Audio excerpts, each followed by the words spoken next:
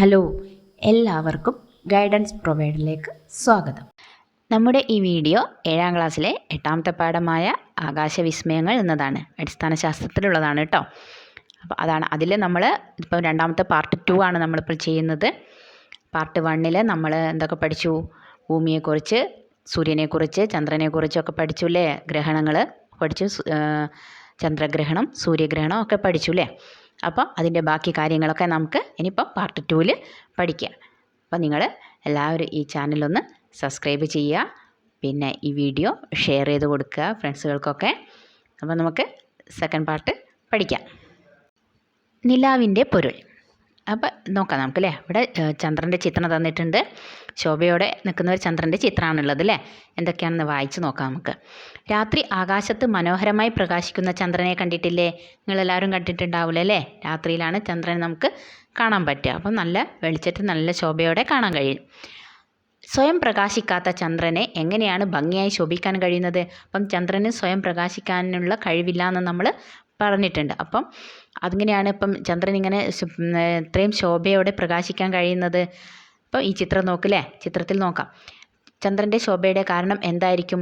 താഴെ കൊടുത്തിരിക്കുന്ന ചിത്രത്തിൽ സൂര്യപ്രകാശം ഒരേ സമയം ഭൂമിയിലും ചന്ദ്രനിലും പതിക്കുന്നത് കാണുന്നില്ലേ? ഇവ അതാര്യ വസ്തുക്കളായതിനാൽ പ്രകാശത്തെ പ്രതിഫലിപ്പിക്കില്ലേ? അപ്പം ഭൂമിയും ചന്ദ്രനൊക്കെ അതാര്യ വസ്തുക്കളാണ്. അപ്പോൾ ഇവ സൂര്യപ്രകാശം എത്തുമ്പോൾ ഇവയൊക്കെ ആ പ്രകാശം പ്രതിഫലിപ്പിക്കും.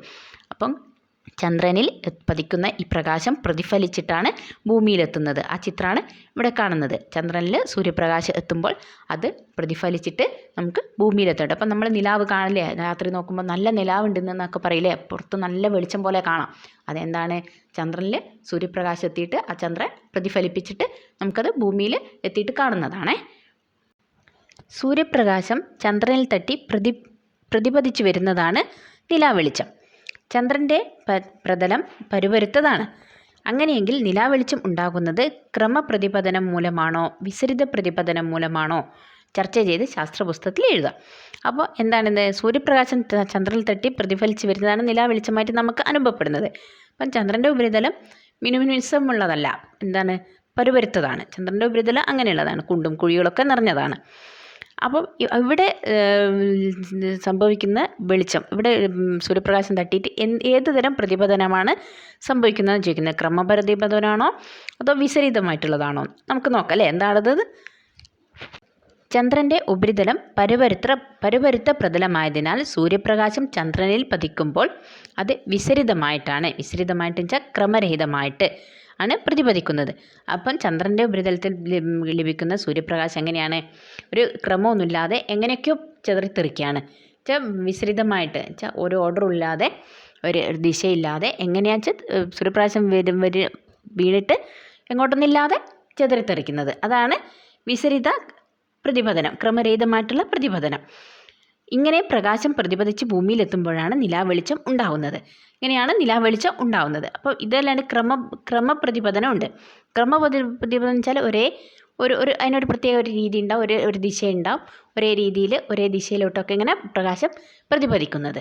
അതാണ് ക്രമപ്രതിപതനമായിട്ട് വരുന്നത്. ഇത് വിസരിത പ്രതിപതനം. ഇതിന് ഒരു ഓർഡർ ഒന്നുമില്ല, ഒരു ക്രമമില്ലാണ്ട് ചെതറി തെറിക്കുന്നത്. അപ്പോൾ ഇതിനെപ്പറ്റിയുള്ള കാര്യങ്ങളൊക്കെ നിങ്ങൾ തുറന്നു വരുന്ന ക്ലാസ്സുകളിൽ, വലിയ വലിയ ക്ലാസ്സുകളിലൊക്കെ കൂടുതൽ പഠിക്കാൻ പറ്റും. അപ്പോൾ ഇത്രയും മനസ്സിലാക്കി വെക്കുക. അപ്പോൾ നിലാവെളിച്ചം, മൂൺ ലൈറ്റ് അല്ലേ, അതെന്താണ്? ചന്ദ്രോപരിതലത്തിൽ പതിക്കുന്ന സൂര്യപ്രകാശം വിസരിതമായി പ്രതിപതിച്ച് ഭൂമിയിലെത്തുമ്പോഴാണ് നാം രാത്രിയിൽ കാണുന്ന നിലാവ് ഉണ്ടാകുന്നത്. അത് മനസ്സിലാക്കി വെക്കാം. പിന്നെ നിലാവ് കൂടുതലുള്ള രാത്രികളും നിലാവ് തീരെയില്ലാത്ത രാത്രികളും നിങ്ങൾ അനുഭവിച്ചിട്ടുണ്ടാവുമല്ലോ. എന്താണ് ഇതിന് കാരണമെന്ന് അറിയാൻ നമുക്ക് ശ്രമിക്കാം. അപ്പം നിലാവ് കൂടുതലുള്ളതും നിലാവുള്ളതായ ദിവസങ്ങളും തീരെ ഇല്ലാത്ത ദിവസങ്ങളൊക്കെ നിങ്ങൾക്ക് ഉണ്ടായിട്ടുണ്ടാവും, അനുഭവിച്ചറിയാൻ പറ്റിയിട്ടുണ്ടാവും. അത് നിങ്ങൾ രാത്രി സമയങ്ങളിൽ പുറത്തിറങ്ങി ഒന്ന് നിരീക്ഷിക്കുമ്പോൾ നിങ്ങൾക്ക് മനസ്സിലാവും. അപ്പോൾ അതൊക്കെ എന്താണ് സംഭവിക്കുന്നതെന്നൊക്കെ നമുക്ക് നോക്കാം. ചന്ദ്രൻ്റെ കലകൾ. സൂര്യനെ നമ്മൾ എല്ലാ ദിവസവും കാണുന്നത് ഒരേ ആകൃതിയിലല്ലേ? എന്നാൽ ചന്ദ്രനെ കാണുന്നത് അങ്ങനെയാണോ? അല്ലല്ലേ. സൂര്യനെ നമ്മൾ എപ്പോഴും നോക്കിയാലും ഒരേ ആകൃതിയിലും വലുപ്പത്തിലാണ് നമ്മൾ കാണുക. അതിന് വ്യത്യാസമൊന്നും ഉണ്ടാവില്ല. പക്ഷേ ചന്ദ്രനെ അങ്ങനെയല്ല. ചന്ദ്രൻ്റെ ആകൃതിയിലൊക്കെ വലുപ്പത്തിലൊക്കെ വ്യത്യാസമുണ്ട്. വിവിധ ദിവസങ്ങളിൽ കാണുന്ന ചന്ദ്രൻ്റെ ആകൃതി നിരീക്ഷിച്ച് ശാസ്ത്രപുസ്തകത്തിൽ വരയ്ക്കൂ. നമുക്കപ്പോൾ ഒരു ചന്ദ്രനെ വിവിധ സമയങ്ങളിൽ കാണുന്ന, വിവിധ ദിവസങ്ങളിൽ കാണുന്ന അതിൻ്റെ ആകൃതി വരച്ച് നമുക്കൊന്ന് നോക്കാം. ഇതവിടെ ചിത്രം തന്നിട്ടുണ്ട്. ഇതിൽ എങ്ങനെയാണ് ആദ്യം കാണുന്നത് പൂർണ്ണചന്ദ്രനാണ്. പിന്നെ കുറച്ച് ദിവസം കഴിയുമ്പോൾ കാണുമ്പോൾ അതിൻ്റെ ചെറിയ കഷ്ണം കുറഞ്ഞിട്ട് പിന്നെ വീണ്ടും കുറച്ചുകൂടിയും കാണാതായിട്ട് പിന്നെ എന്താണ് ചെറിയൊരു ആകൃതിയിലേ കാണുന്നുള്ളൂ അല്ലേ. അങ്ങനെയായിട്ട് പിന്നെ അത് കുറച്ച് ദിവസം കഴിഞ്ഞാൽ പിന്നെ തീരെ കാണാതിരിക്കും ചന്ദ്രനെ. പിന്നെ അവിടുന്ന് കുറച്ചുകൂടി നമ്മൾ നിരീക്ഷിച്ച് കഴിഞ്ഞാൽ ചെറിയൊരു കഷ്ണം കാണാൻ പറ്റും. പിന്നെ അത് കുറച്ചുകൂടി വലുതായിട്ട് കാണാൻ പറ്റും. അങ്ങനെ കൂടി വന്ന് പൂർണ്ണ ചന്ദ്രനായിട്ട് നമുക്ക് പിന്നും കുറച്ച് ദിവസങ്ങൾ കഴിഞ്ഞാൽ കാണാൻ പറ്റും. ഇങ്ങനെ മാറി മാറി വരും. പൂർണ്ണചന്ദ്രനായിട്ടും വരും, പിന്നെ തീരെ കാണാതായിട്ടുള്ളതും വരും. അങ്ങനെ മാറി ചന്ദ്രൻ്റെ രൂപത്തിലും ആകൃതിയിലൊക്കെ വ്യത്യാസം വരുന്നുണ്ട്. ഗോളാകൃതിയിലുള്ള ചന്ദ്രനെ എന്തുകൊണ്ടാണ് വിവിധ ദിവസങ്ങളിൽ വ്യത്യസ്ത ആകൃതിയിൽ കാണുന്നത്? നമുക്കൊരു പ്രവർത്തനം ചെയ്തു നോക്കാം. അപ്പോൾ ഇതുമായിട്ട് ബന്ധപ്പെട്ട ഒരു പ്രവർത്തനം നമുക്ക് ചെയ്തു നോക്കാം. നമുക്കത് താഴോട്ട് ചെയ്യാം. അപ്പോൾ അതിന് വേണ്ട സാധന സാമഗ്രികളൊക്കെ എന്താണെന്ന് നമുക്ക് നോക്കാം. എന്തൊക്കെയാണ് വേണ്ടത്? 3 സ്മൈലി ബോളുകൾ വേണം, പിന്നെ ഒരു കറുത്ത പെയിൻറ്റും വേണം. എന്നിട്ട് എന്താ ചെയ്യുക? താഴെ കൊടുത്തിരിക്കുന്ന ചിത്രങ്ങളും ബോക്സുകളിലെ കുറിപ്പുകളും പരിശോധിച്ച് സ്മൈലി ബോളുകളുടെ പകുതി ഭാഗം കറുത്ത പെയിൻ്റ് അടിക്കാം. ഇപ്പോൾ ഇവിടെ ചിത്രം തന്നിട്ടുണ്ട് അല്ലേ. അപ്പോൾ എങ്ങനെയാണല്ലോ ഫസ്റ്റിലത്തെ ചിത്രത്തിൽ എങ്ങനെയാണ് തന്നത്? സ്മൈലി ഫേസിൻ്റെ മറുവശം പൂർണ്ണമായും പെയിൻറ്റ് ചെയ്യുക. നടുക്ക് എന്താ ചെയ്യേണ്ടത്? രണ്ടാമത്തെ സ്മൈലി ഫേസിൻ്റെ പകുതി ഭാഗം മറയ്ക്കുന്ന വിധം പെയിൻറ്റ് ചെയ്യുക. മൂന്നാമത്തത് സ്മൈലി ഫേസ് മുഴുവൻ മറയ്ക്കും വിധം പെയിൻറ്റ് ചെയ്യുക. ഇവിടെ പെയിൻറ്റ് ചെയ്ത് തന്നിട്ടുണ്ട് അല്ലേ, കറുത്ത കളറ് അടിച്ചിട്ടുണ്ട്. അപ്പം കറുത്ത പെയിൻറ്റ് ചെയ്ത ഭാഗം സൂചിപ്പിക്കുന്നത് ചന്ദ്രൻ്റെ നിഴൽ ഭാഗവും പെയിൻറ്റ് ചെയ്യാത്ത ഭാഗം സൂചിപ്പിക്കുന്നത് ചന്ദ്രനിൽ പ്രകാശം പതിക്കുന്ന ഭാഗവുമാണ്. അപ്പോൾ അതും മനസ്സിലാക്കി വെക്കുക. ഇത് ഇവിടെ ലൈറ്റുള്ള ഭാഗം പെയിൻ്റ് അടിക്കാത്ത നല്ല വെളിച്ചുള്ള ഭാഗം സൂര്യപ്രകാശം ഏൽക്കുന്ന ഭാഗവും മറ്റേത് ഈ കറുത്ത പെയിൻ്റ് അടിച്ച ചന്ദ്രൻ്റെ നിഴൽ ഭാഗവുമാണ്. അപ്പോൾ ഈ ബോളുകളെ നമുക്ക് ചിത്രത്തിൽ കാണുന്ന വിധം ക്ലാസ്സിൽ കിഴക്ക് പടിഞ്ഞാറ് ദിശയിൽ വെക്കണം. സ്മൈലി ബോളിൻ്റെ പെയിൻറ്റ് ചെയ്യാത്ത ഭാഗം പ്രകാശത്തിന് അഭിമുഖമായും പെയിൻറ്റ് ചെയ്ത ഭാഗം പ്രകാശത്തിന് എതിർവശത്തും വരണം. സ്മൈലി ബോൾ ചന്ദ്രനാണെന്നും ബൾബ് സൂര്യനാണെന്നും സങ്കല്പിക്കുക. അപ്പോൾ ഇവിടെ ബൾബ് കാണുന്നില്ലേ, തൂക്കിയിട്ട ബൾബ് കാണുന്നുണ്ട്, അത് സൂര്യനായിട്ടും ഈ സ്മൈലി ബോളുകൾ ചന്ദ്രനായിട്ട് നമുക്ക് സങ്കല്പിക്കണം. ചന്ദ്രൻ ഭൂമിയെ പരിക്രമണം ചെയ്യുമ്പോൾ വരുന്ന സ്ഥാനങ്ങളാണ് ABC. ഇവിടെ എഴുതിയിട്ടുണ്ട് അല്ലേ, ABC എന്നുള്ളത് അത് ചന്ദ്രൻ ഭൂമിയെ പരിക്രമണം ചെയ്തുകൊണ്ട് വരുന്ന ഭാഗങ്ങളാണ്. A, C എന്നീ ബോളുകൾക്ക് മധ്യത്തിൽ കുട്ടി ഇരുന്ന് നിരീക്ഷിക്കണം. അപ്പോൾ ഇവിടെ എയുടെയും സിൻ്റെയും മധ്യത്തിൽ കുട്ടി ഇരുന്നിട്ട് ഈ ബോളുകളൊക്കെ നിരീക്ഷിക്കണം. ചിത്രം അനുസരിച്ച് കുട്ടി 3 ബോളുകളെയും കാണുന്നത് എങ്ങനെയാണെന്ന് നമുക്ക് നോക്കണം അല്ലേ. ഈ കുട്ടി മധ്യത്തിൽ ഇരുന്നിട്ട് ഈ ബോളുകളൊക്കെ എങ്ങനെയാണ് നിരീക്ഷിക്കുന്നത് നമുക്ക് നോക്കാം അതെന്താണെന്ന്. അപ്പോൾ എന്താണ്, കുട്ടി ഇങ്ങനെ 3 ബോളിൽ വെച്ച് ABC എന്നുള്ള ക്രമത്തിൽ വെച്ച് അതിൻ്റെ നടുക്ക് എൻ്റെയും സിൻ്റെയും നടുക്ക് ഇരുന്ന് കുട്ടി നിരീക്ഷിക്കുകയാണ്. അപ്പോൾ അത് വെച്ച് നമുക്ക് ഈ ചോദ്യത്തിന് ഉത്തരം എഴുതണം അല്ലേ. അപ്പോൾ എന്താണ്, നിഴൽ ഭാഗം പൂർണ്ണമായും കുട്ടിക്ക് കാണാൻ സാധിക്കുന്നത് ഏത് ബോളിലാണ്? കുട്ടി ഇപ്പോൾ ഇവിടെ ഇരുന്ന് നോക്കുമ്പോൾ ഏത് ഭാഗത്തെ എത്തുമ്പോഴാണ് നിഴൽ ഭാഗം കുട്ടിക്ക് മുഴുവനായിട്ടും കാണാൻ കഴിയുന്നത് എന്നുള്ള ഏത് ഭാഗത്തുള്ളതാണ്? അപ്പോൾ അത് A ഭാഗത്തുള്ളതാണ് അല്ലേ. ഇവിടെ കാണുന്നില്ലേ, A എന്നെഴുതിയ ആ ഭാഗത്തുള്ള എന്താണ്, കുട്ടി നേരെ നോക്കുമ്പോഴാണ് നിഴൽ ഭാഗമാണ് കാണുന്നത്. നേരെ മുഖത്ത് നോക്കുമ്പോൾ അതിൻ്റെ നിഴൽ ഭാഗമാണ് ഉള്ളത്, സ്മൈലി ബോളിൻ്റെ നിഴൽ ഭാഗം. അപ്പോൾ അത് A ആണ്. രണ്ടാമത്തെ എന്താണ്, പകുതി പ്രകാശഭാഗവും പകുതി നിഴൽ ഭാഗവും കാണുന്നത് ഏത് സ്ഥാനത്ത് വെച്ച ബോളിലാണ്? നമുക്കൊക്കെ ഇത് നോക്കിയാൽ മനസ്സിലാവും അല്ലേ, എവിടെ വെച്ച ബോളിലാണ് പകുതി നിഴൽ ഭാഗവും പകുതി ഭാഗവും കാണുന്നതെന്ന്. അതേതാണ്? അത് B അല്ലേ. B ആണ്. ബിയുടെ നേരെ നോക്കുമ്പോൾ എന്താണ്, അത് പകുതി വെളിച്ചമുള്ള ഭാഗവും പകുതി നിഴൽ ഭാഗവുമാണ്. പിന്നെ അടുത്ത എന്താണ്, പ്രകാശം പതിയുന്ന ഭാഗം പൂർണ്ണമായും കുട്ടിക്ക് കാണാൻ സാധിക്കുന്നത് ഏത് ബോളിലാണ്? അതും ഇതിൽ കറക്റ്റായിട്ട് നോക്കിയാൽ മനസ്സിലാവും അല്ലേ, ഏത് ബോളിൽ നോക്കുമ്പോഴാണ് പ്രകാശഭാഗം പൂർണ്ണമായും കുട്ടിക്ക് കാണാൻ പറ്റുന്നതെന്ന്. അത് C അല്ലേ. C ഭാഗത്തുള്ള ബോൾ നോക്കിയാൽ മുഴുവനായിട്ടും എന്താണ് പ്രകാശിക്കുന്ന ഭാഗമാണ് കുട്ടിക്ക് കാണാൻ സാധിക്കുക. അത് ഇതിങ്ങനെ നിങ്ങൾ വീട്ടിലോ സ്കൂളിലോ നോക്കിയിട്ട് എങ്ങനെയാണെന്ന് വെച്ചാൽ അത് പരീക്ഷിച്ച് നോക്കണം, എങ്ങനെയാണ് അത് നിങ്ങൾക്ക് കാണാൻ പറ്റുക എന്നുള്ളത് ചെയ്ത് നോക്കിയാൽ മതി. ഇത് നോക്കാം. അടുത്തെന്താ നോക്കാം. ഒരു കുട്ടി വിവിധ ദിവസങ്ങളിൽ സൂര്യാസ്തമയ ശേഷം ചന്ദ്രനെ ആകാശത്ത് കണ്ട സ്ഥാനവും ആകൃതിയുമാണ് ചുവടെ കൊടുത്തിരിക്കുന്നത്. അപ്പോൾ ഒരു കുട്ടി സൂര്യാസ്തമയ ശേഷം എല്ലാ ദിവസവും ചന്ദ്രനെ കണ്ടിട്ടുള്ള ചന്ദ്രൻ്റെ ഒരു വ്യത്യാസമില്ലേ, അതാണ് ഇവിടെ ചിത്രത്തിൽ കൊടുത്തിരിക്കുന്നത്. തന്നിരിക്കുന്ന ചിത്രത്തെ നിങ്ങൾ ചെയ്ത പ്രവർത്തനത്തെ അടിസ്ഥാനമാക്കി വിശകലനം ചെയ്യൂ. അപ്പം ഈ ചിത്രത്തെ നമുക്ക് എന്ത് ചെയ്യണം, നമ്മൾ കുട്ടി എങ്ങനെയാണ് കണ്ടതെന്നനുസരിച്ച് നമുക്കതൊന്ന് നോക്കണം, എന്താ എങ്ങനെയായിരിക്കും എന്നുള്ളത് നോക്കണം. അപ്പം ഇവിടെ ഡി തൊട്ടാണ് നമുക്ക് നോക്കേണ്ടത്. ഡി ഇ എഫ് എന്ന് പറഞ്ഞാണ് തന്നത്. അപ്പം ഡി അങ്ങോട്ടാണ് ആരോ മാർക്ക് ഇട്ടിരിക്കുന്നത്. അപ്പം ഡി എന്ന സ്ഥാനത്തുള്ള ചന്ദ്രൻ എങ്ങനെയാണ്? വെളിച്ചം തീരെയില്ല അല്ലേ, ഇരുട്ടാണ്, ഇരുട്ട് നിറഞ്ഞ ഒരു ചന്ദ്രനാണ്. അപ്പോൾ അത് നമുക്ക് അന്ന് എന്താണ്, ഭൂമിയിൽ നിന്ന് ചന്ദ്രനെ നോക്കിയാൽ നമുക്ക് അന്ന് കാണാൻ പറ്റില്ല, ചന്ദ്രനെ കാണാൻ പറ്റില്ല, വെളിച്ചമില്ലല്ലോ, അപ്പോൾ അന്ന് കാണാൻ പറ്റില്ല.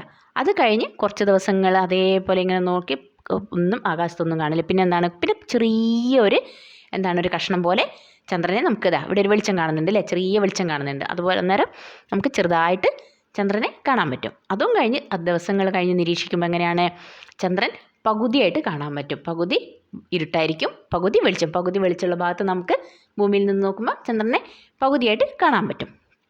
പിന്നെ എങ്ങനെയാണ്, പിന്നെ കുറച്ചുകൂടി ദിവസങ്ങൾ കഴിഞ്ഞ് നോക്കുമ്പോൾ എങ്ങനെയാണ്, കുറേ കൂടി വലുതായിട്ട് ചന്ദ്രനെ കാണാൻ പറ്റും. കൂടുതലായിട്ട് വെളിച്ചം ചന്ദ്രനിൽ എത്തുന്നുണ്ട്, അത് കാണാൻ പറ്റും. പിന്നെ എന്താണ്, ഈ എഫ് എന്നുള്ള സ്ഥാനത്ത് എത്തുമ്പോഴേക്കും ചന്ദ്രൻ നമുക്ക് മുഴുവനായിട്ടും കാണാൻ പറ്റും. നല്ല വെളിച്ചത്തിൽ, നല്ല വലുപ്പത്തിൽ, ചന്ദ്രൻ്റെ അതേ വലുപ്പത്തിൽ നമുക്ക് കാണാൻ പറ്റും അല്ലേ. അപ്പം അതും കഴിഞ്ഞ് പിന്നും ഇങ്ങനെ അതും കുറച്ച് ദിവസം അങ്ങനെ നിൽക്കും, ചന്ദ്രൻ അങ്ങനെ നിൽക്കും. പിന്നും കുറേ ദിവസം അങ്ങനെ നമുക്ക് നിരീക്ഷിക്കുമ്പോൾ എന്ത് കാണാൻ പറ്റും, വീണ്ടും ചന്ദ്രൻ എന്താവും, ഇങ്ങനെ വെളിച്ചം കുറഞ്ഞു കുറഞ്ഞു വരും. കുറച്ച് ഇരുട്ട് കാണാം, ചന്ദ്രൻ ഇങ്ങനെ കൃഷ്ണനായിട്ട് കാണാം. അങ്ങനെ തന്നെ വന്ന് പിന്നും അർദ്ധചന്ദ്രനായിട്ട് വന്ന് പിന്നും എന്താണ് കൂടി, ഇരുട്ട് കൂടി കൂടി വന്ന് വീണ്ടും നമ്മൾ പണ്ട് കണ്ട പോലെ എന്തായിരിക്കും, ചന്ദ്രൻ മുഴുവനായിട്ട് ഇരുട്ടായിട്ട് തീരെ നമുക്ക് നോക്കിയാൽ കാണാൻ പറ്റാത്ത രീതിയിൽ ചന്ദ്രൻ ഇരുട്ട് വന്നിട്ടുണ്ടാവും. അപ്പം അങ്ങനെയുള്ള ഇതാണ് ഇവിടെ തന്നിട്ടുള്ളത്. ആ ഒരു ചിത്രമാണ് ഇവിടെ തന്നത്. അപ്പം നമുക്കങ്ങനെ നിരീക്ഷിച്ചാൽ നമുക്ക് ശരിക്കും അത് അറിയാൻ പറ്റും. ഇരുട്ട് ചന്ദ്രനെ കാണാണ്ട് നോക്കി പിന്നെ കുറച്ച് കഴിയുമ്പോൾ ചെറുതായി വന്ന് അങ്ങനെ വലിയ പൂർണ്ണചന്ദ്രനാവും. പിന്നെ അതുപോലെ തന്നെ വീണ്ടും ചന്ദ്രൻ പഴയ പോലെ തന്നെയായിട്ട് വരികയും ചെയ്തു. അത് നിങ്ങൾക്ക് നിരീക്ഷിച്ചാൽ മനസ്സിലാവും. അപ്പോൾ ഈ ചിത്രം നോക്കിയിട്ട് എന്താണ്, ഓരോ സ്ഥാനത്തെത്തുമ്പോഴും ചന്ദ്രൻ്റെ പ്രകാശിത ഭാഗം ഭൂമിയിൽ നിന്ന് കാണുന്നത് വ്യത്യാസപ്പെട്ടിരിക്കുന്നില്ലേ അല്ലേ. നമ്മൾ ഈ ചിത്രം നോക്കിയപ്പോൾ അങ്ങനെ വ്യത്യാസമുണ്ട്, പ്രകാശിത ഭാഗത്തിന് വ്യത്യാസം വരുന്നുണ്ട്. താഴെ കൊടുത്ത പട്ടിക പരിശോധിച്ച് നിങ്ങളുടെ നിഗമനങ്ങൾ ശാസ്ത്രപുസ്തകത്തിൽ രേഖപ്പെടുത്തൂ. അപ്പം ഈ പട്ടിക വെച്ചിട്ട് ഈ പട്ടിക പരിശോധിച്ചതിന് ശേഷം ഇതിൽ നിന്ന് നിങ്ങൾക്ക് എന്താണ് മനസ്സിലായെന്നുള്ള കാര്യം നിങ്ങൾ ശാസ്ത്രപുസ്തകത്തിൽ രേഖപ്പെടുത്തണം. അപ്പോൾ എന്താണ്, ചന്ദ്രൻ ഡി എന്ന സ്ഥാനത്ത് എത്തുമ്പോൾ ചന്ദ്രൻ്റെ നിഴൽഭാഗം പൂർണ്ണമായും ഭൂമിക്ക് അഭിമുഖമായി വരുന്നു അല്ലേ, നമുക്ക് കാണാൻ പറ്റുന്നില്ല, ഇരുട്ടാണ്. ചന്ദ്രൻ ഡി എന്ന സ്ഥാനത്തെത്തുമ്പോൾ. പിന്നെ ചന്ദ്രൻ ഇ എന്ന സ്ഥാനത്തെത്തുമ്പോൾ എന്താണ്, പകുതി പ്രകാശിത ഭാഗവും പകുതി നിഴൽഭാഗവും ഭൂമിക്ക് അഭിമുഖമായി വരുന്നു. അപ്പം പകുതി ചന്ദ്രനെ കാണാൻ പറ്റും, പകുതി നമുക്ക് കാണാൻ കഴിയില്ല ഭൂമിയിൽ നിന്ന് നോക്കുമ്പോൾ.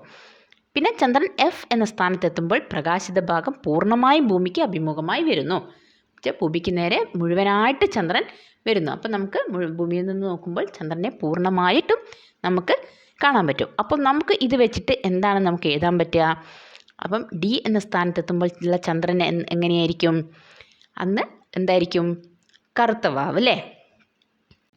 നമുക്കതൊന്ന് എഴുതി വെക്കാം. അപ്പം ഡി എന്ന സ്ഥാനത്തെത്തുമ്പോൾ അത് അന്ന് കറുത്ത വാവായിരിക്കും അല്ലേ, കാരണം നമുക്ക് ചന്ദ്രനെ തീരെ കാണാൻ പറ്റുന്നില്ല, അന്ന് അത് കറുത്ത വാവായിരിക്കും.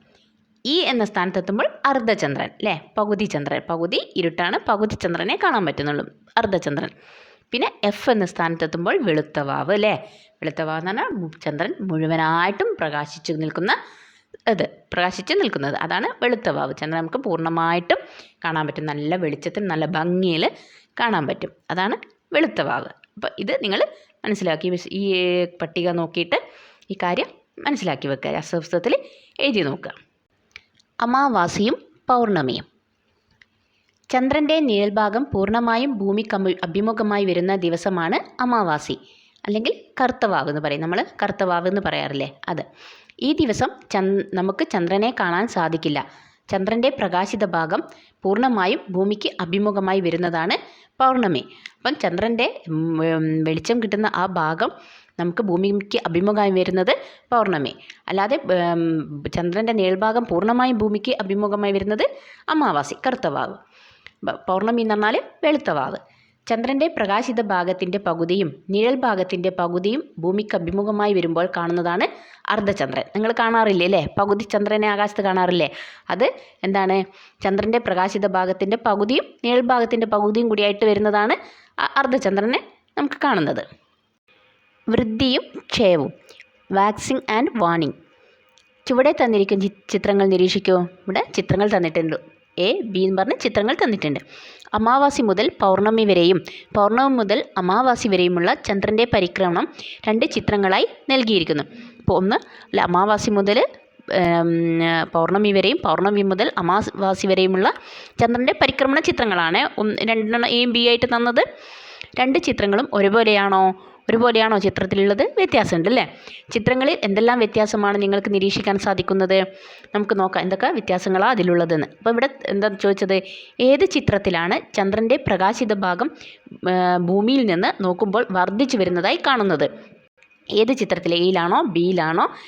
ഭൂമിയിൽ നിന്ന് നോക്കുമ്പോൾ ചന്ദ്രൻ്റെ പ്രകാശിത ഭാഗം ഭാഗം എന്ന് പറഞ്ഞാൽ ചന്ദ്രനെ നല്ല വെളിച്ചത്തിൽ കാണുന്ന ഭാഗം കൂടിക്കൂടി വരുന്നത് എന്ന് ചോദിച്ചത് ഏത് ചിത്രത്തിലേതാണെന്നാണ്. ഏതാണ്? അപ്പം ചിത്രം അത് എ ആണ്. എയിലാണ് അങ്ങനെ നമുക്ക് കാണാൻ പറ്റുന്നത്. നിങ്ങൾക്ക് നോക്കിയാൽ അത് മനസ്സിലാവും. ഇപ്പോൾ രണ്ടാമത്തെ ഏതാണ്? ഏത് ചിത്രത്തിലാണ് പ്രകാശിത ഭാഗം ഭൂമിയിൽ നിന്ന് നോക്കുമ്പോൾ കുറഞ്ഞു വരുന്നതായി കാണുന്നത്? അത് ഏത് ചിത്രത്തിലാണ്? അത് ചിത്രം ബി ആണ്. ചിത്രം ബിയിലാണ് അങ്ങനെ പ്രകാശിത ഭാവം കുറഞ്ഞ് ആയിട്ട് വരുന്നത്. അത് 2 ചിത്രങ്ങളും മക്കൾക്ക് നോക്കിയാൽ മനസ്സിലാവും. വ്യത്യാസം നോക്കിയാൽ മനസ്സിലാവും. വൃദ്ധിക്ഷയം. എന്താണ് വൃദ്ധിക്ഷയം? ചന്ദ്രൻ്റെ പ്രകാശിത ഭാഗം ഭൂമിയിൽ നിന്ന് കാണുന്നത് കറുത്ത വാവ് മുതൽ വെളുത്ത വാവ് വരെ കൂടി വരുന്നു.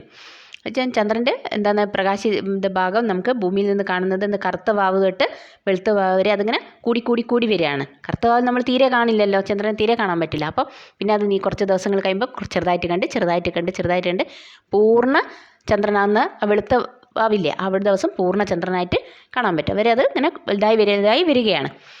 ഈ കാലയളവാണ് വൃദ്ധി അഥവാ വെളുത്ത പക്ഷം. വൃദ്ധി അഥവാ വെളുത്ത പക്ഷം എന്ന് പറയുന്നത് ഈ ഒരു കാലയളവിനാണ്. കറുത്ത വാവ് മുതൽ വെളുത്ത വാവ് വരെയുള്ള ആ ഒരു കാലയളവ്. ചന്ദ്രൻ്റെ പ്രകാശിത ഭാഗം ഭൂമിയിൽ നിന്ന് കാണുന്നത് വെളുത്ത വാവ് മുതൽ കറുത്ത വാവ് വരെ കുറഞ്ഞു വരുന്നു. അപ്പം കാണുന്നത് അതുപോലെ തിരിച്ചിങ്ങോട്ട് കുറഞ്ഞും വരുന്നുണ്ട് അല്ലേ? വെളുത്ത വാവ് കഴിഞ്ഞ് പിന്നെ കുറേ ദിവസം കഴിയുമ്പോൾ അതിങ്ങനെ ചെറുതായി കഷ്ണമായിട്ട് ഇങ്ങനെ കുറഞ്ഞ് വരും. അത് എന്നിട്ട് എന്താവും? കറുത്ത വാവ് വരെ അതാകുമ്പോഴേക്ക് ചന്ദ്രനെ പൂർണ്ണമായും കാണാതെയാവും. ഈ കാലയളവാണ് ക്ഷയം അഥവാ കറുത്തപക്ഷം. ഈ ഒരു കാലയളവാണ്. ഭൂമിയെ പരിക്രമണം ചെയ്യുന്ന ചന്ദ്രൻ്റെ പ്രകാശിത ഭാഗവും നിഴൽ ഭാഗവും ഭൂമിയിൽ നിന്ന് കാണുന്നതിൻ്റെ വ്യത്യാസമാണ് വൃദ്ധിക്ഷയം. അപ്പം ഭൂമിയെ പരിക്രമണം ചെയ്യുന്ന ചന്ദ്രൻ്റെ പ്രകാശിത ഭാഗവും നിഴൽ ഭാഗവും ഭൂമിയിൽ നിന്ന് കാണുന്നതിൻ്റെ വ്യത്യാസമാണ്. ആ ഒരു വ്യത്യാസം ഉണ്ടല്ലോ, അതിനാണ് നമ്മൾ എന്ത് പറയുന്നത്? വൃദ്ധിക്ഷയം എന്ന് പറയുന്നത്. ചന്ദ്രനിൽ ഇറങ്ങിയ ഇന്ത്യൻ വിസ്മയം. അപ്പോൾ എന്താ നോക്കാം അല്ലേ? ഇവിടെ ചിത്രങ്ങളൊക്കെ കണ്ട് ചന്ദ്രൻ്റെ ചിത്രമാണ്, അതിൽ പേടകത്തിൻ്റെ ചിത്രങ്ങളൊക്കെ ഉണ്ട്. വായിച്ചു നോക്കാം നമുക്ക്. ചന്ദ്രൻ്റെ ദക്ഷിണ ധ്രുവത്തിനരികിൽ ആദ്യമായി ഇറങ്ങുന്ന പേടകമാണ് ഇന്ത്യയുടെ അഭിമാനമായ ചന്ദ്രയാൻ 3. 2023 ജൂലൈ 14 വിക്ഷേപിച്ച ചന്ദ്രയാൻ 3 2023 ഓഗസ്റ്റ് 23 ചന്ദ്രൻ്റെ ദക്ഷിണ ധ്രുവത്തിനരികിൽ സുരക്ഷിതമായി ഇറങ്ങി. അപ്പം ചന്ദ്രയാൻ 3നെ പറ്റിയൊക്കെ നിങ്ങൾ ഒരുപാട് കേട്ടിട്ടുണ്ടാവും. അത് വലിയ സംഭവമായിട്ടാണ് നമ്മൾ ശാസ്ത്രലോകം അതിനെ കണ്ടിട്ടുള്ളത്. വലിയൊരു കാര്യമാണ്. അത് TV-യിലൊക്കെ വലിയ കാര്യമായിട്ട് ന്യൂസൊക്കെ ഉണ്ടായിരുന്നു അന്നത്. ചന്ദ്രനിൽ സോഫ്റ്റ് ലാൻഡിംഗ് നടത്തിയ 4ാമത്തെ രാജ്യം കൂടിയാണ് ഇന്ത്യ. ഭാവിയിൽ ചന്ദ്രനിൽ നിന്ന് പാറയും മണ്ണും ഭൂമിയിലെത്തിക്കാനുള്ള ചന്ദ്രയാൻ ദൗത്യങ്ങളുമായി ISRO മുന്നേറുകയാണ്. അപ്പം ചന്ദ്രനിൽ നിന്ന് കുറച്ച് കാര്യങ്ങളൊക്കെ ഭൂമിയിലെത്തിച്ച് അവർക്ക് നിരീക്ഷണങ്ങളൊക്കെ നടത്താൻ വേണ്ടിയിട്ടുള്ള കുറേ കാര്യങ്ങളിപ്പോൾ മുന്നേറുകയാണ്. മനുഷ്യനെ ബഹിരാകാശത്തെത്തിക്കാനുള്ള ഗഗൻയാൻ, ചൊവ്വ പരിവേഷണ വാഹനമായ മംഗൾയാൻ 2 എന്നിവയെല്ലാം ISROയുടെ ഭാവി ദൗത്യങ്ങളാണ്. അപ്പം ഇതൊക്കെ ISRO മുന്നോട്ട് കൊണ്ടുവരാൻ പോകുന്ന കാര്യങ്ങളാണ്. ഇന്ത്യയുടെ ബഹിരാകാശ ദൗത്യങ്ങളെക്കുറിച്ച് ISROയുടെ ഔദ്യോഗിക വെബ്സൈറ്റായ isro.gov.in നിന്ന് വിവരങ്ങൾ ശേഖരിക്കാൻ പറ്റും. നമുക്ക് കൂടുതൽ വിവരങ്ങൾ അറിയാൻ വേണ്ടിയിട്ട് ഈ വെബ്സൈറ്റിൽ കയറി നോക്കിയാൽ ISROയുടെ പല കാര്യങ്ങളും നമുക്ക് അറിയാൻ പറ്റും. അതിൻ്റെ അത് വിവരങ്ങൾ നമുക്ക് ശേഖരിക്കുകയും ചെയ്യാം. ചന്ദ്രൻ്റെ അമാവാസി ദിനവും പൗർണമി ദിനവും കലണ്ടറിൽ നോക്കി എങ്ങനെ കണ്ടെത്താം? എന്ത് അടയാളമാണ് ഈ ദിനങ്ങളെ സൂചിപ്പിക്കാൻ കലണ്ടറിൽ ഉപയോഗിക്കുന്നത്? അപ്പോൾ നിങ്ങൾ കണ്ടിട്ടുണ്ടോ കലണ്ടറിൽ അമാവാസിയും പൗർണമിയും എങ്ങനെയാണ് രേഖപ്പെടുത്തിയിട്ടുള്ളത്? എപ്പോഴെങ്കിലും ശ്രദ്ധിച്ചിട്ടുണ്ടോ? കലണ്ടർ നോക്കിയാൽ അത് മനസ്സിലാവും. അപ്പം കലണ്ടറിൽ അമാവാസി രേഖപ്പെടുത്താൻ അവിടെ ഒരു ചിഹ്നം കാണുന്നുണ്ട് അല്ലേ? കറുത്ത പൊട്ട് പോലത്തെ ഒരു ചിഹ്നം കാണുന്നില്ലേ? ആ അടയാളമാണ് രേഖപ്പെടുത്തുന്നത്. എന്തിന്? അമാവാസി കാണിക്കാൻ ആ അടയാളമാണ് കാണുന്നത് കലണ്ടറിൽ. പൗർണമി അടയാളപ്പെടുത്താൻ അതായത് ഇവിടെ ഇപ്പം കൊടുത്തിരിക്കുന്ന ഒരു വെള്ളവട്ടം അല്ലേ? വെള്ള കളറിലുള്ള ഒരു വട്ടം, ആ അടയാളമാണ് പൗർണമി കാണിക്കാൻ കലണ്ടറിൽ രേഖപ്പെടുത്തുന്നത്. നൽകിയിരിക്കുന്ന കലണ്ടർ നിരീക്ഷിക്കൂ. താഴെ ഒരു കലണ്ടർ തന്നിട്ടുണ്ട്. ഈ അടയാളങ്ങൾ കലണ്ടറിൽ കാണുന്നില്ലേ? നോക്കി നോക്ക്. ഇങ്ങനെ കറുത്ത വട്ടവും വെള്ള വട്ടമായിട്ട് കാണുന്നില്ലേ കലണ്ടറിൽ? ഉണ്ടല്ലേ. പൗർണമിയിൽ നിന്ന് അമാവാസി വരെ എത്താൻ ചന്ദ്രൻ എത്ര ദിവസം വേണം എന്ന് കലണ്ടറിൽ നോക്കി കണ്ടെത്താമോ? അപ്പോൾ പൗർണമിയിൽ തൊട്ട് അമാവാസി വരെ ചന്ദ്രൻ കറങ്ങി എത്താൻ എത്ര ദിവസം എടുക്കുന്നുണ്ട് ഇതിൻ്റെ നോക്കിയ കലണ്ടർ നോക്കിയാൽ നമുക്ക് മനസ്സിലാവും അതെത്രയാണ്. അപ്പോൾ ഇവിടെ എന്താ തന്നിട്ടുണ്ടല്ലേ? കലണ്ടറിൽ പൗർണമി രേഖപ്പെടുത്തിയ തീയതി എന്നാണ് പൗർണമി വരുന്നത്? ഈ വെള്ളവട്ടം വരുന്നത് മെയ് 5 മെയ് മാസത്തെ കലണ്ടറാണ് ഇവിടെ തന്നത്. അപ്പോൾ 5-നാണ് ഈ വട്ടം വെളുത്ത വട്ടം കാണിക്കുന്നത്. പിന്നെ എന്താണ് ചോദിച്ചത്? അമാവാസി രേഖപ്പെടുത്തിയ തീയതി എന്നാണെന്ന്. അമാവാസി രേഖപ്പെടുത്തിയ തീയതി ഇത് കറുത്ത വട്ടമല്ലേ, അതെന്നാണ്? അത് നോക്കി നോക്ക്. എപ്പോഴാണ് കറുത്ത വട്ടം കാണുന്നത്? മെയ് 19 മെയ് 19-നാണ് ഇവിടെ അമാവാസി കാണുന്നത്. പിന്നെ എന്താണ് ചോദ്യം? പൗർണമിയിൽ നിന്ന് അമാവാസിയിലെത്താൻ എടുത്ത ദിവസങ്ങളുടെ എണ്ണം, അതാണ് ചോദിച്ചത്. എത്ര ദിവസം ഉണ്ട് അല്ലേ? ഇവിടെ നിന്ന് എണ്ണി നോക്കിയാൽ മനസ്സിലാവും അല്ലേ? 14 ദിവസം എടുത്തിട്ടുണ്ട്. ഈ വെളുത്ത വട്ടത്തു നിന്ന് കറുത്ത വട്ടം വരെ എണ്ണി നോക്കിയാൽ അറിയാൻ പറ്റും. അപ്പോൾ 14 ദിവസമാണ്. അടുത്ത മാസത്തെ കലണ്ടർ കൂടി പരിശോധിക്കൂ. അപ്പം നമ്മൾ ഒരു കലണ്ടർ ഇപ്പം നോക്കിയില്ലേ? മെയ് മാസത്തെ കലണ്ടർ നോക്കി. അപ്പോൾ അടുത്ത ഏതാ? ജൂൺ ജൂൺ മാസത്തെ കലണ്ടർ കൂടി നമുക്കൊന്ന് പരിശോധിക്കാം. പൗർണമിയിൽ നിന്ന് തൊട്ടടുത്ത അമാവാസിയിലേക്ക് എത്താൻ ചന്ദ്രന് എത്ര ദിവസം വേണം എന്ന് കലണ്ടർ നോക്കി കണ്ടെത്താമോ? അപ്പോൾ പൗർണമിയിൽ നിന്ന് നോക്കിയിട്ട് തൊട്ടടുത്ത അമാവാസി വരെ എത്താൻ ചന്ദ്രൻ എത്ര ദിവസം വേണമെന്നാണ് ചോദിച്ചത്. അപ്പോൾ പൗർണമി രേഖപ്പെടുത്തിയ തീയതി എന്നാണുള്ളത്? ജൂൺ 4 അല്ലേ? പൗർണമി രേഖപ്പെടുത്തിയ ദിവസം ജൂൺ 4 ഇവിടെ കാണുന്നുണ്ട് അല്ലേ? വെള്ള ചെറിയ വട്ടം കാണുന്നുണ്ട്. ജൂൺ 4-നാണ്. അടുത്തെന്താണ്? അമാവാസി രേഖപ്പെടുത്തിയ തീയതി എന്നാണ് ഇതിൽ കലണ്ടർ നോക്കിയിട്ട് അമാവാസി വരുന്നത്? ജൂൺ 18. ജൂൺ 18-നാണ് ഇവിടെ കറുത്ത വട്ടം കാണുന്നത് അല്ലേ? പൊട്ടുപോലെ കാണുന്നത് ജൂൺ 18-ആണ്. അന്ന് അമാവാസിയാണ്. അപ്പം 2 കലണ്ടറും പരിശോധിച്ചു. ഒരു അമാവാസിയിൽ നിന്ന് തൊട്ടടുത്ത അമാവാസി വരെ എത്താൻ എടുത്ത ദിവസങ്ങളുടെ എണ്ണം എത്രയാണ്? 2 കലണ്ടറുകളും പരിശോധിച്ച് ഒരു അമാവാസിയിൽ നിന്ന് തൊട്ടടുത്ത അമാവാസി വരെ എത്താൻ എടുത്ത ദിവസങ്ങളുടെ എണ്ണം, അതാണ് ചോദിച്ചത്. 2 കലണ്ടറും പരിശോധിക്കണം. ഇത് മാത്രമല്ല, നമ്മൾ നേരത്തെ നോക്കിയ കലണ്ടറും കൂടി പരിശോധിച്ചിട്ട് എത്ര ദിവസം എടുത്തിരിക്കുന്നതാണ് ചോദിച്ചത്. അപ്പോൾ 30 ദിവസം. അപ്പോൾ നമ്മൾ എണ്ണി നോക്കിയപ്പോൾ നമുക്ക് 30 ദിവസം കിട്ടില്ലേ? അപ്പോൾ ഒരു അമാവാസിയിൽ നിന്ന് അടുത്ത അമാവാസി വരെ എത്താൻ 30 ദിവസമാണ് എടുത്തത്. അപ്പോൾ ഇത് നിങ്ങൾക്ക് കലണ്ടർ നോക്കി ഒക്കെ മനസ്സിലാക്കാൻ പറ്റും. ഈ അമാവാസി ഏതാണ്, പൗർണമി ഏതാണ്, എത്ര ദിവസം എടുത്തു ഒക്കെയുള്ളത് കലണ്ടറിൽ നല്ല നോക്കി എണ്ണി നോക്കിയാൽ മനസ്സിലാക്കാം. ഭൂമിയെ ഒരു തവണ പരിക്രമണം ചെയ്യാൻ ചന്ദ്രന് 27.25 ദിവസമാണ് വേണ്ടത്. എന്താണ് ഈ വ്യത്യാസത്തിന് കാരണം? ചർച്ച ചെയ്യൂ. നമുക്ക് നോക്കാം എന്താണ് ഈ ഒരു വ്യത്യാസം വരാൻ കാരണമെന്ന്. അപ്പോൾ നമുക്ക് നോക്കാം എന്താ അതെന്നുള്ളത്. അമാവാസി മുതൽ അമാവാസി വരെ ഭൂമിക്ക് ഒരു തവണ സൂര്യനെ പരിക്രമണം ചെയ്യാൻ 365 ദിവസം വേണം. അപ്പോൾ ഭൂമിക്ക് സൂര്യനെ ഒരു തവണ പരിക്രമണം ചെയ്യാൻ എത്ര ദിവസമാണ്? 365 ദിവസം.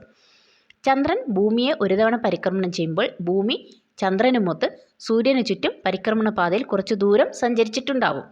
ഭൂമിക്കുണ്ടാവുന്ന ഈ സ്ഥാനമാറ്റം കാരണം ചന്ദ്രക്കലകൾ ആവർത്തിച്ചു കാണാൻ ചന്ദ്രന് അതേ പാതയിൽ കുറച്ചുകൂടി ദൂരം സഞ്ചരിക്കേണ്ടി വരുന്നു. ഇതിന് 2 ദിവസത്തിലധികം സമയം വേണ്ടിവരും. അതുകൊണ്ടാണ് കറുത്ത വാവ് മുതൽ അടുത്ത കറുത്ത വാവ് വരെ 29 ദിവസങ്ങൾ വരുന്നത്. കലണ്ടറിൽ തുടർന്നുള്ള മാസങ്ങൾ കൂടി പരിശോധിക്കൂ. നിങ്ങൾ കണ്ടെത്തിയത് ശരിയല്ലേ? അപ്പം ഇത് വെച്ച് നോക്കിയിട്ട് നിങ്ങൾ കലണ്ടറിൽ തുടർന്നുള്ള അടുത്ത മാസങ്ങളൊക്കെ ഒന്ന് പരിശോധിച്ച് നോക്കുക. അപ്പം ഇത്രയും ദിവസമല്ലേ വരുന്നത് എന്നുള്ളത് കറക്റ്റ് നിങ്ങൾക്ക് കിട്ടും. അതൊന്ന് നോക്കണം. പിന്നെ നിരീക്ഷിക്കാം. മാനത്തെ മനോഹര കാഴ്ചകളുടെ കാരണങ്ങളാണ് നാം അന്വേഷിച്ചത്. ഈ മാസത്തെ കലണ്ടർ അനുസരിച്ച് കറുത്ത വാവ് മുതൽ വെളുത്ത വാവ് വരെ സൂര്യാസ്തമയ ശേഷം ചന്ദ്രനെ നിരീക്ഷിക്കൂ.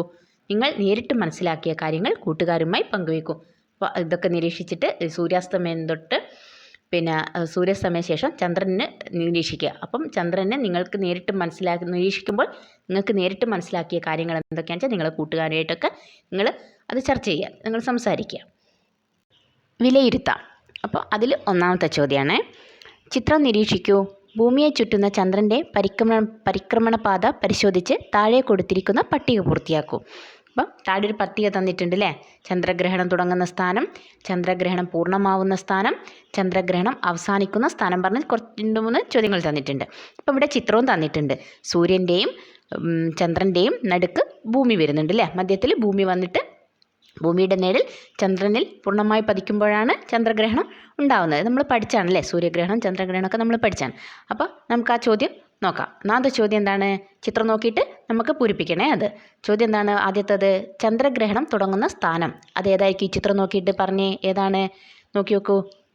ചിത്രം നോക്കിയില്ലേ? എവിടുന്നാണ് തുടങ്ങുന്നത്? ഇതാ ബി എന്ന് എഴുതിയ നമ്പർ ഇട്ടില്ലേ? ബി എന്നുള്ള നമ്പർ ഇട്ടെടുത്തുനിന്നാണല്ലേ അവിടെ നിന്നാണ് തുടങ്ങുന്നത്. അപ്പോൾ അതിൻ്റെ അടുത്തേക്ക് എത്തുമ്പോഴേക്കും ഭൂമിയുടെ നിഴൽ വരുന്നുണ്ട്. അപ്പം ഉത്തരം ബി ആണ്.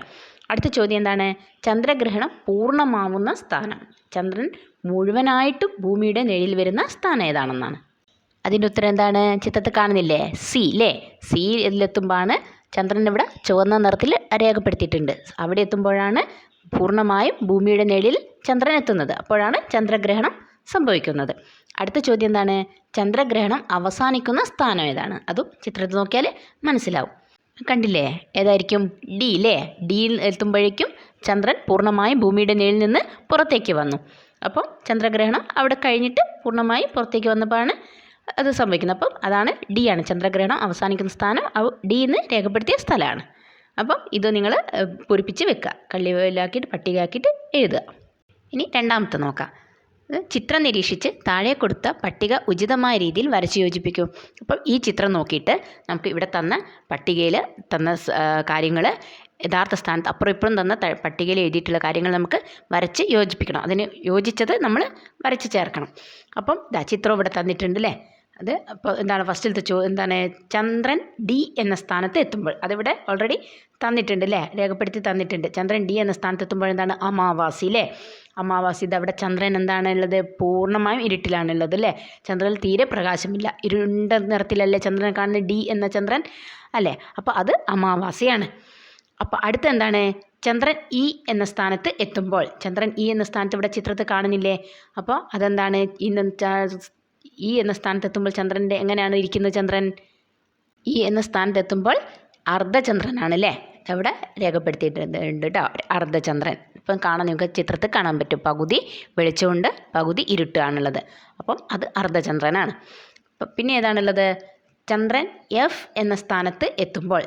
ചന്ദ്രൻ എഫ് എന്ന സ്ഥാനത്ത് എത്തുമ്പോൾ എന്താണ് ചിത്രത്തിൽ കാണുന്നത്? അപ്പോഴെന്താണത്?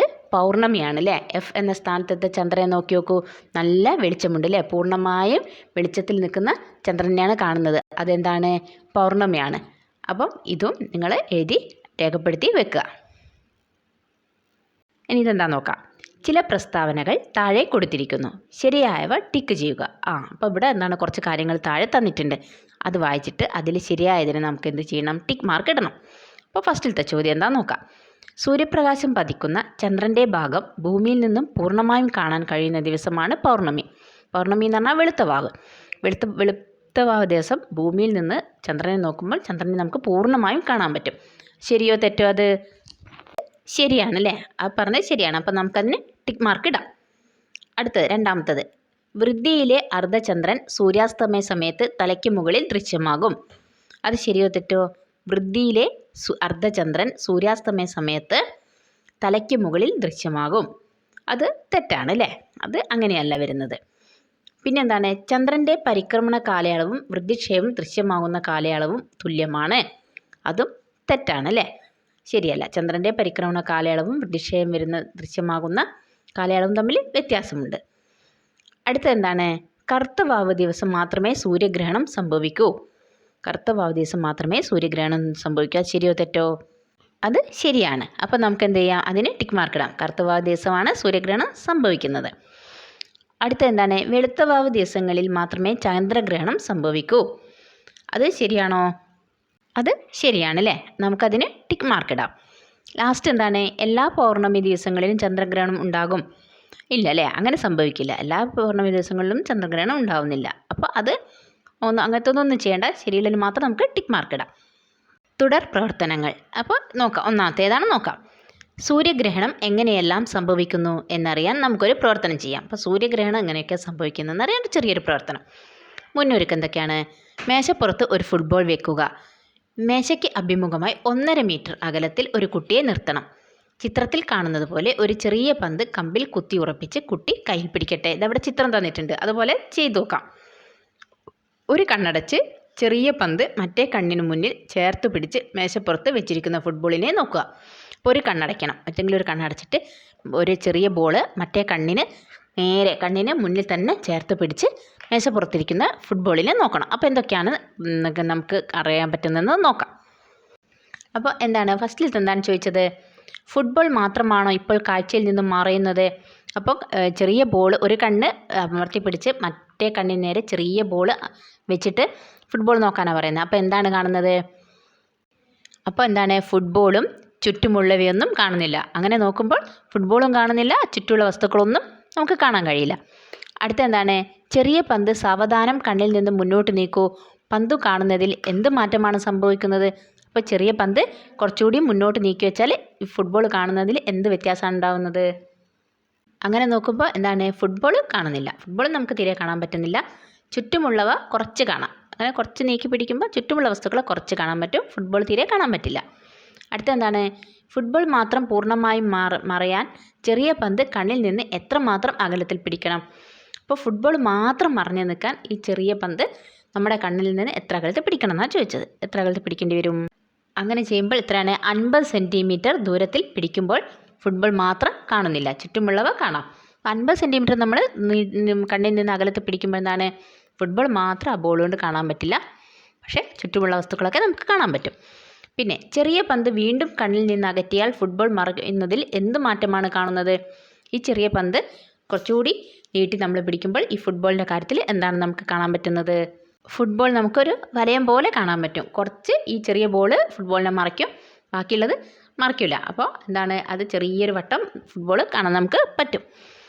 പിന്നെ അടുത്ത എന്താണ് ചോദിക്കുന്നത്, ഫുട്ബോളിനെ ഭാഗികമായി മറയ്ക്കാൻ ചെറിയ പന്ത് എങ്ങനെ പിടിക്കേണ്ടി വരും? ചെറിയ പന്ത് കണ്ണിൽ നിന്ന് ഒരു വശത്തേക്ക് കുറച്ച് മാറ്റി പിടിക്കണം. നമ്മൾ ഒരു കണ്ണ് അടച്ചിരിക്കുകയാണല്ലോ, അപ്പം മറ്റേ കണ്ണിൻ്റെ ഒരു ചെറിയ വശം മാറ്റി കുറച്ച് ചെരിച്ച് പിടിച്ചു കഴിഞ്ഞാൽ എന്താ, ഫുട്ബോളിനെ ഈ പന്ത് ഭാഗികമായി മറയ്ക്കും. ഒരു ഭാഗം നമുക്ക് കാണാൻ പറ്റും, ഒരു ഭാഗം പകുതിയോളം നമുക്ക് കാണാൻ പറ്റും, പകുതി നമുക്ക് മറ്റേ ചെറിയ ബോളിൻ്റെ മറവുകൊണ്ട് കാണാൻ പറ്റില്ല. അപ്പോൾ ഇങ്ങനെ നിങ്ങളൊന്ന് ചെയ്ത് നോക്കുക കേട്ടോ. ഇതൊരു തുടർപ്രവർത്തനമായിട്ട് ചെയ്യേണ്ടത് നിങ്ങൾ വീട്ടിൽ നിന്നോ ഒക്കെ ഒന്ന് ചെയ്ത് നോക്കിയാൽ ഇങ്ങനെ തന്നെയാണോ കിട്ടുന്നതെന്നൊക്കെ ഒന്ന് നോക്ക് കേട്ടോ, ചെയ്ത് നോക്കണേ. അപ്പോൾ നിങ്ങളത് ചെയ്ത് നോക്കിയതിന് ശേഷം ഫുട്ബോൾ പൂർണ്ണമായും മറയുമ്പോൾ ഈ ചിത്രം നോക്ക്. ഈ വെറും ഒന്നും കാണാത്തൊരു കറുത്ത ബോൾ കാണുന്നില്ലേ, അത് എന്താണ്, ഫുട്ബോൾ പൂർണ്ണമായും മറയ്ക്കുമ്പോൾ ഉള്ളതാണ് അല്ലേ. ഫുട്ബോളിനെ വേറൊരു ബോൾ കൊണ്ട് പൂർണ്ണമായും മറയ്ക്കുന്നതായിട്ടുള്ളത് അത്. പിന്നെ രണ്ടാമത്തെ ചിത്രം എങ്ങനെയാണ്, ചെറിയ പന്ത് നമ്മളിപ്പം പറഞ്ഞില്ലേ അതിൻ്റെ ഭാഗമായിട്ടാണ്. ചെറിയ പന്ത് കണ്ണിൽ നിന്ന് കുറച്ചകലെ പിടിക്കുമ്പോൾ എന്താണ്, നമ്മൾ നേരത്തെ പറഞ്ഞിട്ടുണ്ട്, ഫുട്ബോൾ ഒരു വളയം പോലെ കാണില്ലേ, അതിവിടെ കാണുന്നില്ലേ, ചെറിയൊരു വട്ടം കാണുന്നില്ലേ ഫുട്ബോളിൻ്റെ, അങ്ങനെയായിരിക്കും. പിന്നെ ചെറിയ പന്ത് ഫുട്ബോളിനെ ഭാഗികമായി മറയ്ക്കുമ്പോൾ എന്താണ്, ചെറിയ ബോളും പകുതി കാണാം, കുറച്ച് ഫുട്ബോളും കാണാം അല്ലേ, അങ്ങനെയാണ് കിട്ടുന്നത്. അപ്പോൾ ഫുട്ബോളിനെ ചെറിയ പന്ത് മറയ്ക്കുന്ന പ്രവർത്തനം ചെയ്തപ്പോൾ നിങ്ങൾ കണ്ട കാഴ്ചകളെ വിവിധ സൂര്യഗ്രഹണ ചിത്രങ്ങളുമായി താരതമ്യം ചെയ്തു നോക്കൂ. അപ്പം നിങ്ങൾ ഈ കണ്ട കാര്യങ്ങൾ ഈ ചിത്രങ്ങളും വെച്ച് സൂര്യഗ്രഹണത്തെയായിട്ട് നിങ്ങളൊന്ന് താരതമ്യം ചെയ്തു നോക്കണം. സൂര്യഗ്രഹണത്തിൻ്റെ ചിത്രമാണ് ഇപ്പോൾ ഇവിടെ താഴെ തന്നിട്ടുള്ളത്. രണ്ടാമത്തെ എന്താണ്, തുടർപ്രവർത്തനത്തിൽ ബഹിരാകാശത്ത് ഇന്ത്യയുടെ നേട്ടങ്ങൾ എന്തെല്ലാം? വിവരങ്ങൾ ശേഖരിച്ച് പ്രബന്ധം തയ്യാറാക്കൂ. ICT സാധ്യത കൂടി പ്രയോജനപ്പെടുത്തി ക്ലാസ്സിൽ സെമിനാർ സംഘടിപ്പിക്കൂ. അപ്പോൾ ബഹിരാകാശത്ത് ഇന്ത്യയുടെ നേട്ടങ്ങൾ എന്തെല്ലാം എന്നൊക്കെയുള്ള വിവരങ്ങൾ നിങ്ങൾ ശേഖരിച്ച് ഒരു പ്രബന്ധം തയ്യാറാക്കണം. നമുക്കതൊന്ന് ചെറുതായിട്ടൊന്ന് ഒരു സൂചന വെച്ച് ചെയ്തു നോക്കാം. ബഹിരാകാശ ഗവേഷണ രംഗത്ത് വളരെയധികം ഉയർച്ച നേടിയ രാജ്യമാണ് ഇന്ത്യ. നിങ്ങൾക്കൊക്കെ അറിയണ്ടാവും അല്ലേ, ഒരുപാട് ഗവേഷണങ്ങളും പരീക്ഷണങ്ങളൊക്കെ ബഹിരാകാശ രംഗത്ത് ഇന്ത്യ ചെയ്യുന്നുണ്ട്. ഇന്ത്യയുടെ ബഹിരാകാശ പദ്ധതികൾ ആസൂത്രണം ചെയ്യാനും നടപ്പിലാക്കാനും വേണ്ടി സ്ഥാപിതമായ ഒരു സ്ഥാപനമാണ് ഇന്ത്യൻ ബഹിരാകാശ ഗവേഷണ സംഘടന, ISRO, ഇന്ത്യൻ ബഹിരാകാശ ഗവേഷണ സംഘടന. ഈ രംഗത്ത് ഇന്ത്യ കൈവരിച്ച ഏതാനും നേട്ടങ്ങളുടെ ഒരു സൂചനയാണ് താഴെ കൊടുത്തിരിക്കുന്നത്. ഈ സൂചന ഉപയോഗിച്ച് കൂടുതൽ വിവരങ്ങൾ കണ്ടെത്തി നിങ്ങൾ പ്രബന്ധം തയ്യാറാക്കേണ്ടതാണ്. അപ്പം താഴെ കുറച്ച് സൂചനകൾ തന്നിട്ടുണ്ട്, അത് വെച്ചിട്ട് നിങ്ങൾക്ക് ഒരു പ്രബന്ധം തയ്യാറാക്കാം. അപ്പോൾ സൂചനകൾ എന്തൊക്കെയാണ്? ഇന്ത്യയുടെ ആദ്യത്തെ കൃത്രിമോപഗ്രഹം, ഇന്ത്യയുടെ മറ്റു കൃത്രിമോപഗ്രഹങ്ങൾ, റോക്കറ്റ് വിക്ഷേപണ കേന്ദ്രങ്ങൾ, PSLVയുടെ വിജയം, ചാന്ദ്രയാൻ ദൗത്യങ്ങൾ, ചാന്ദ്രദൗത്യങ്ങൾ, ചൊവ്വ ദൗത്യം, മംഗൾയാൻ പദ്ധതി, GSLV, ആദിത്യ L1, ഗഗൻയാൻ, ഇങ്ങനത്തെ കുറച്ച് കാര്യങ്ങളുണ്ട്. ഇത് വെച്ചിട്ട് നിങ്ങൾ ഒരു പ്രബന്ധം തയ്യാറാക്കണം കേട്ടോ, നല്ല വൃത്തിയിൽ ചെയ്താൽ മതി. അപ്പോൾ നമ്മുടെ ഈ പാഠത്തിൻ്റെ 7ാം ക്ലാസ്സിലെ ആകാശവിസ്മയങ്ങൾ എന്ന് പറഞ്ഞ ഈ പാഠത്തിൻ്റെ 2ാം ഭാഗവും ഇവിടെ കഴിഞ്ഞു. അപ്പോൾ എല്ലാവരും നന്നായിട്ട് എല്ലാവർക്കും ചെയ്യുക, നന്നായിട്ട് പഠിക്കുക. പരീക്ഷയ്ക്കാണ് വരുന്നത്. പിന്നെ ഈ ചാനൽ നിങ്ങൾ ആദ്യമായിട്ടാണ് കാണുന്നതെങ്കിൽ ഒന്ന് സബ്സ്ക്രൈബ് ചെയ്യണേ. പിന്നെ വീഡിയോ ആർക്കെങ്കിലും ആവശ്യമുണ്ടെങ്കിൽ ഷെയർ ചെയ്ത് കൊടുക്കുകയും ചെയ്യാം. അപ്പോൾ നമുക്ക് അടുത്ത ക്ലാസ്സായിട്ട് കാണാം.